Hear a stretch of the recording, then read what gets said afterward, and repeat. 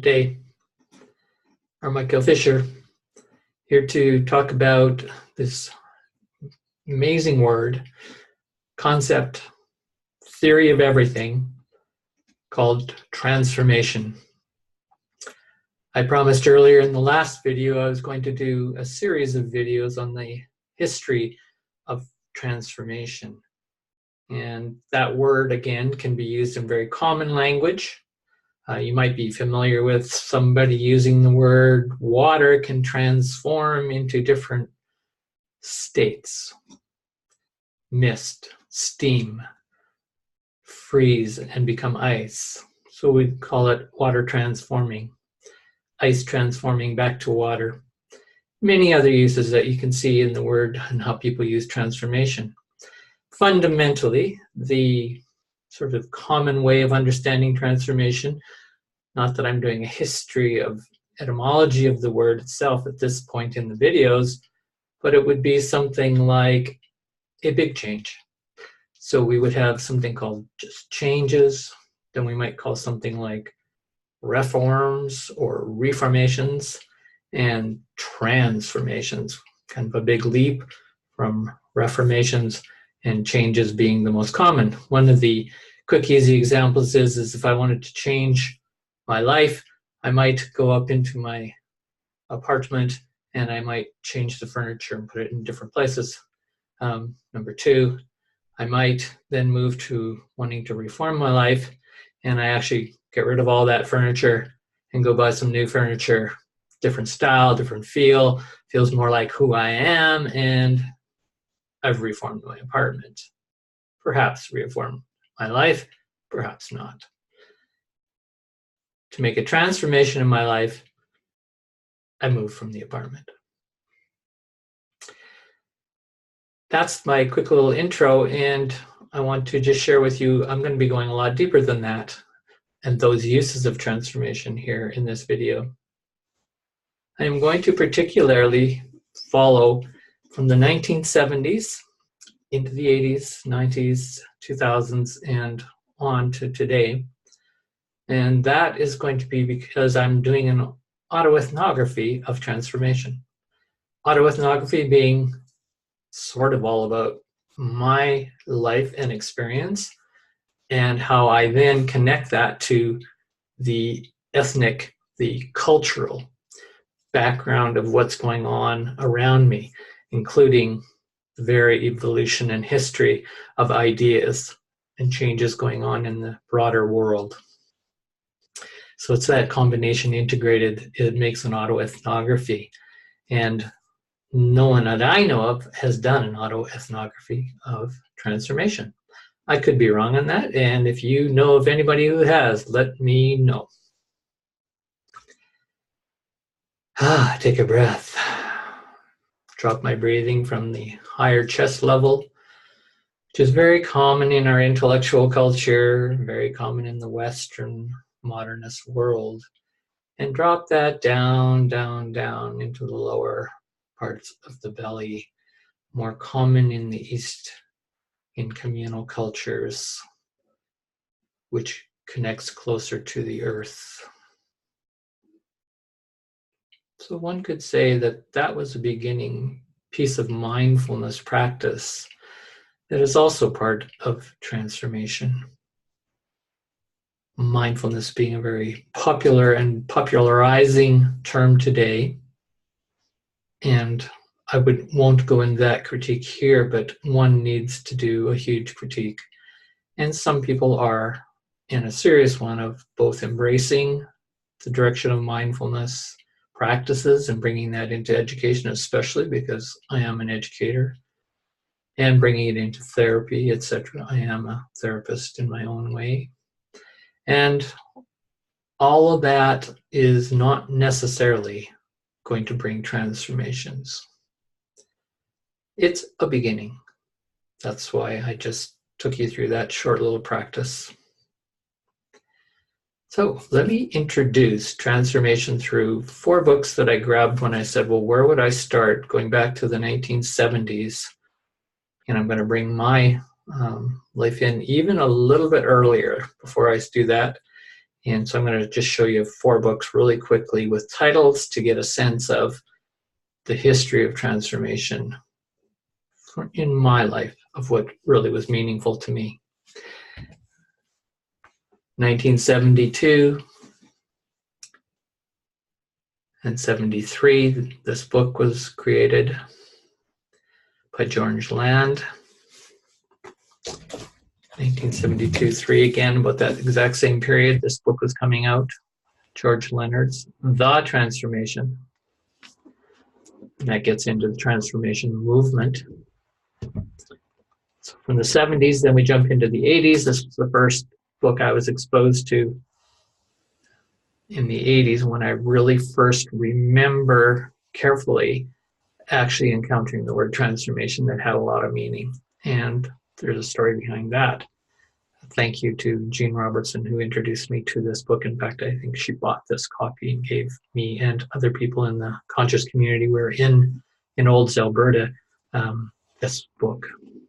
And then when I picked up after that in 1984, Transformers. What does that really mean to be a transformer today as an identity? And that's a shift, as you can see, from just talking about transformations as a change of state to actually a change of identity. And for a moment, I really want to bring in the notion of alchemy as a change of state. So we've gone beyond water, going through transforms, to alchemy was the practice in ancient medieval cultures, and perhaps before, of moving from how to bring psychic energy of the person observing lead and moving with lead as an element and transforming that into gold. And alchemy was a serious science, art, form of mystical practice, etc. Very holistic practice. And many people have written about that since. I won't go into it. That kind of transformation is both a transformation of the outside world, of the viewed, the known, the seen, and the transformation of the seer, the knower. And those merging at some point, in some sense, to become the transformation. I love that metaphor. I think it's a really interesting one. And that brings me to a quick story just before I go into when I was 4 years old and what was happening in the world of and the concept of transformation when I was 4 years old. So the story is that Buddhist monk wanted to become, as an initiate, wanted to become enlightened. And the sooner the better, often the case. Went to the senior monk. Senior monk said, "Oh, I would really like to, kind of speed up this process." Probably somebody from the West gone to the East to find enlightenment. And the guru master said, "Well, okay, every once in a year, keep your practices up, do what you do for normal meditation practice and your discipline day to day, chop wood, carry water. But once a year, we go up the hill, many of the monks, and we have this opportunity at the very top of that hill over there. See that? Yeah. We have an opportunity for instant enlightenment." Well, the young monk was very pleased to hear of that opportunity. So he showed up on that day of that ritual with several other monks and up to the top of the hill. Senior monk said, "Sit down. I want to tell you how this process works." He said, "It's very simple. This is the possibility of instant enlightenment. And, you've deservedly been practicing hard in your spiritual practices, but I want you to see that door and that building over there. Inside the room, it's completely black. So this is what you have an opportunity to do. Open the door, go in that room, shut the door, completely black, and there's no door handle on the inside of the door. The door will lock automatically." Young monk's eyes kind of, okay, what's what's going to happen inside? Like, what's this about? And the monk just very simply said, all your greatest fears and the greatest fears of humankind throughout entire history will come to you inside, in the dark. And your job is to get to the other side of the room where there is a door handle. And you can open that door and you can leave and you will reach instant enlightenment. But on the other side of that door is a doorknob. And your challenge will be to make the decision whether you want to just go and enjoy your enlightenment, bliss, and or both turn around, open the door again, and go back in. When I was 4 years old, which is I live just up the hill from where I am right now, and I often go up there and walk up on the ridge of the Bow River escarpment, and it's a beautiful grassy place on a hillside. My old house is actually still there, and that's over 63 years ago or sort of thing. And it's amazing to me that old house, it's totally abandoned and no one lives there. I'd like to find out the story behind that house. But it was a great place because my memory at 4 years old was playing in the garden, in the dirt, naked more or less, and then collecting grasshoppers and collecting them and noticing they have different back-colored legs. Grasshoppers of many colored legs is a name I would have given to myself back then. As a child of nature, quite automatically.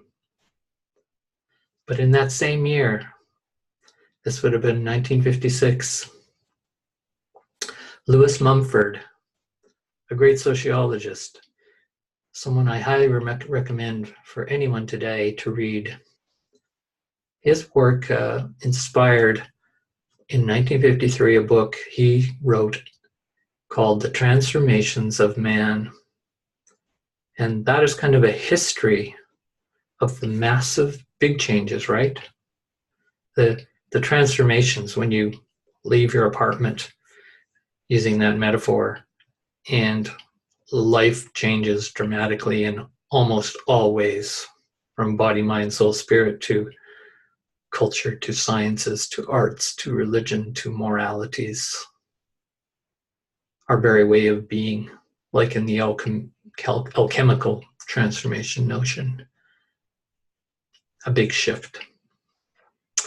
So that was probably one of it's a book I haven't actually read in full details. I remember scanning it, but I wanted to mention it really kicks off for me the Western process, the Western interest and awareness that there are changes that are more important than just changes, and that we can become aware of the process of those changes. And he was tracking human history within transformation changes, big leaps. Many people later did that, Alvin Toffler and others, trying to understand human history through these major waves, right, which is what he wrote about. All right, so now in 1972, where was I? Because I want to introduce this book by land. And where was I in 72? I was just going up to college in Edmonton, Alberta, Northern Alberta Institute of Technology, and I was about to commit myself completely, surprising to me, in a study of nature, ecological sciences, which it was called under the biological sciences diploma at this tech college. And I had this idea I was either going to be going into forestry, which I realized I wasn't fully committed to just trees and plants. I actually wanted to study animals, and which comes from my 4-year-old memory. And I became what was called then a wildlife technician by the end of my second year. and in 1972 and 73, which these two books were written, I'm going to show you and read from them a bit.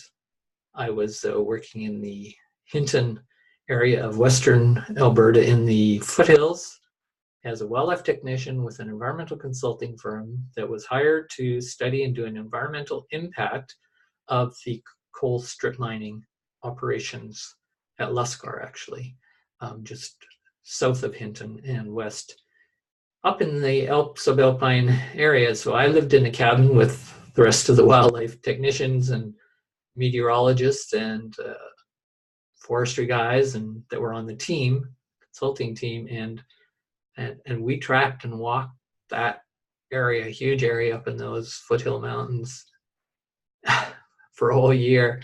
It was just one of the most glorious experiences of my life. It was my dream come true job.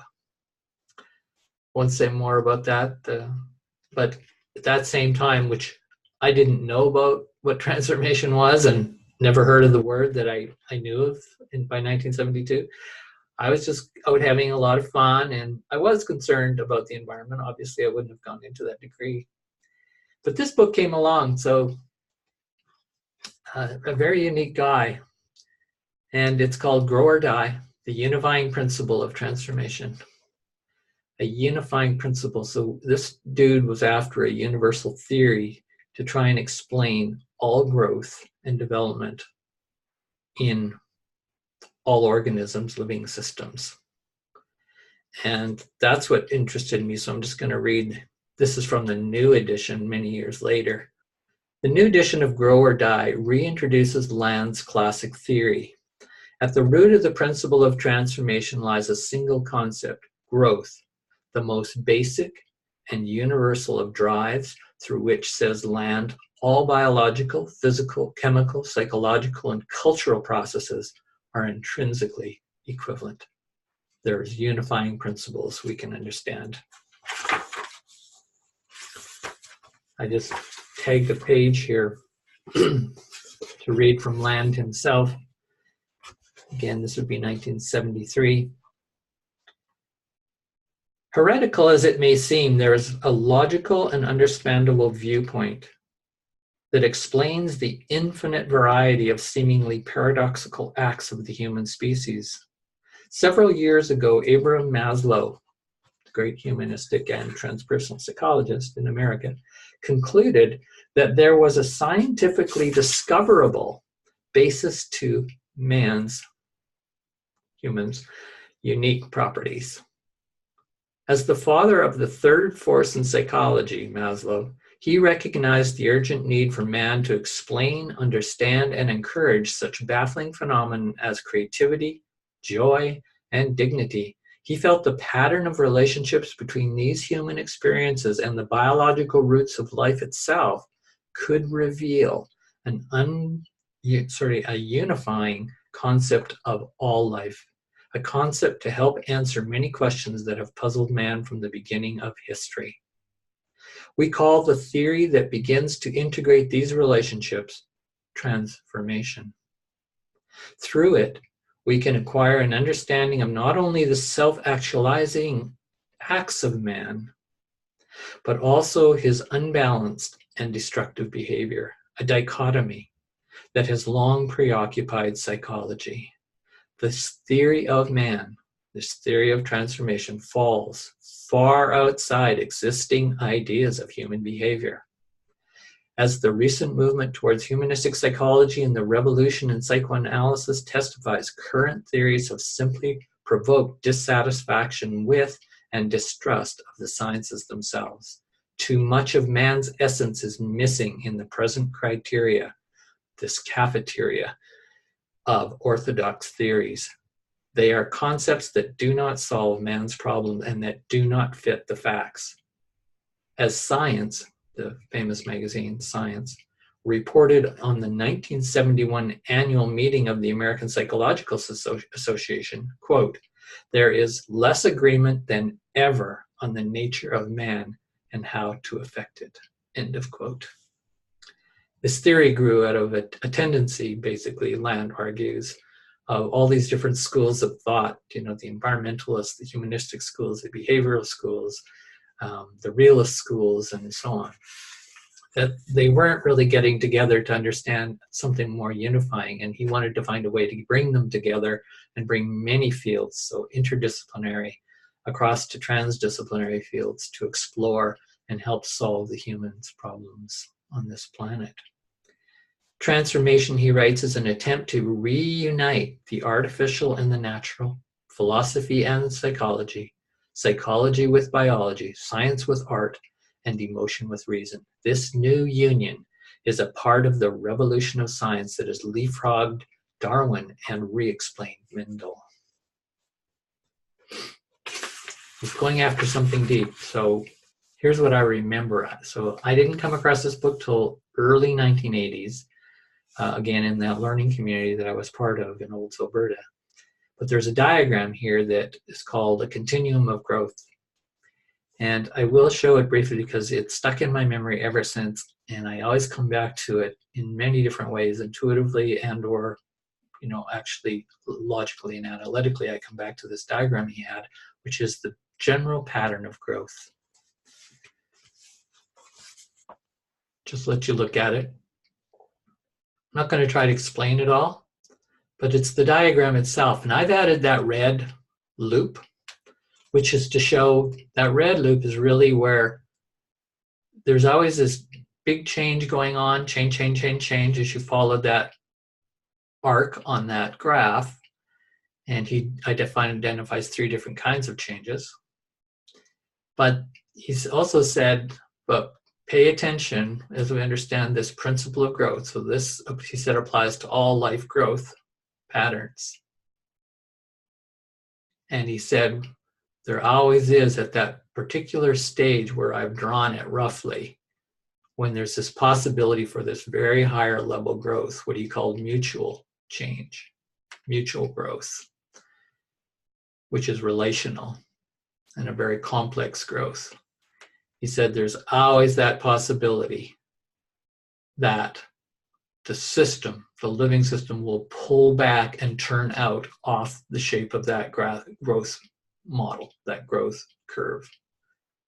And it's that cycle, that red cycle of turn back, of regression, recursion, that is the moment that growth starts to become a problem. So I've simplified that. Sorry to George Land, even though I know he's not alive anymore, and to those who study and care about his work. That George Land's work, literally, for the most part, very rare anyone remembers George Land's work. I was really excited when I found it in the 1980s, as I said early, and it's become integrated in much of my work. So he actually has a really detailed theory of what transformation means. As I said, you'll rarely see anybody who uses the word transformation even pretty seriously ever cite and go back to his original massive synthesis of growth. And he said, if we don't grow, the system will die or decay and die in not a normal cycle of death and decay, but a premature closure on the life process. And thus he called really a death culture, a death move, a death decision of the system that can be made at many levels. Okay. George Land. Again, at the same time, 1972, 73, in that period when these 2 books came out. I'm going to go into this one and read for a moment, because George Leonard is very famous compared to George Land. So 2 Georges here. But where was I in 72, 73? I told you I was up on this crew working in the mountains on the strip mine, and one day, this just shows you how much I did not know about transformation and what was about to hit me like a hammer on the head. I was at a restaurant because everyone's, we were tired of cooking our meals and opening cans in the little cabin because it didn't have a real stove and it was often cold there in the winter living inside there. We would go down to the restaurant in Hinton, a little town 20 miles down the road. And so we treated ourselves at the restaurant. There was 4 of us, and I was the youngest by far of the crew. Then I was the new grad, and I hadn't gone to university or anything. So I thought I was pretty smart dude. Like, I really studied hard, and I thought I knew a lot. And I did know a lot about nature. And everybody was pretty impressed. That's why I probably got the job. But I didn't know a lot about myself. I liked myself. I really, really liked myself a lot. And I liked what I was doing and thought I was a pretty good friend and all those kinds of things. Anyway, here I am. I'm 20 years old, 21. And at this restaurant at one point, kind of been, I think maybe even those older guys had a drink or something. I was not an imbiber of alcohol. Still am not really. And at one point, one of the guys says to me, I must admit, he was a bit of a smartass kind of guy. But he was humorous. People sort of liked him. He said to me, and I don't remember the exact context, how I'll never forget this. He said, so what do you know about yourself? And I could feel it was kind of a dig. I felt it was coming from a little bit of a place of jealousy. Because he knew something that I didn't, and he was university educated and I wasn't. And he did. He knew a lot that I didn't know. What do you know about yourself? And I realized that was such an invasive question for me then. Now, if somebody asks it, I'd love to talk about what I know about myself. And that's because I know something about myself. Back then, I didn't really know anything about myself. I knew a lot about out there in the world. Of course, I knew things about myself, but I had never thought about them. I never reflected on them as actually being important to anyone else. And why would they be? It's sort of my private inner world. And I share that story because it so upset me and I was very angry. And I don't get angry easy at all. And they could see. And so this guy backed off. And all he was really doing was asking a kind of counselor type psychological question.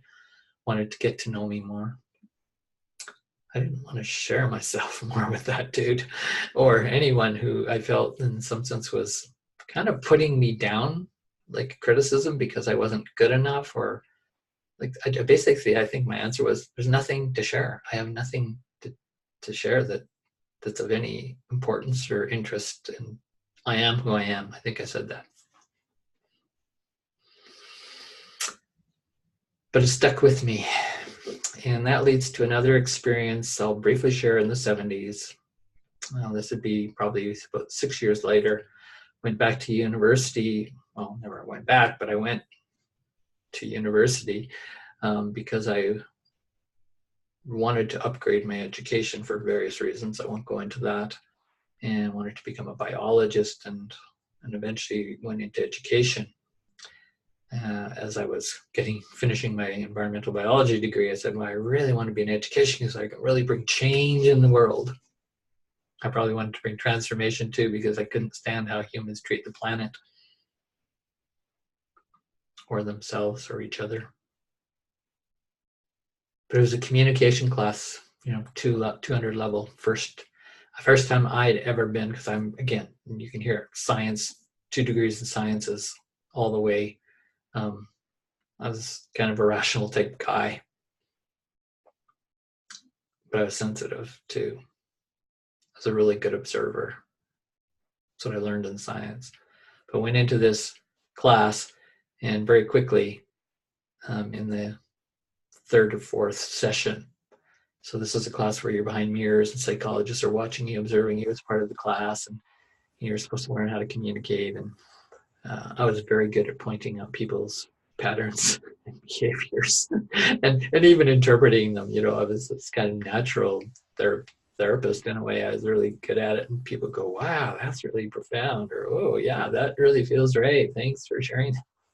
But there's this one lady in there, woman in the class, who I didn't know at all really other than this group, and it was like an intense encounter group almost, right? And it wasn't meant to be, but at one point she just like got really pissed off at me after the third or fourth session. She sort of just snared at me. It's just reminded me of that guy when I was in my early 20s. So now I'm in my late 20s, and she came in and just kind of again felt like an attacking energy, like an angry or jealous energy, but nonetheless, poignant and important for my growth. And she said something like, you're always observing other people, but you don't share anything about yourself.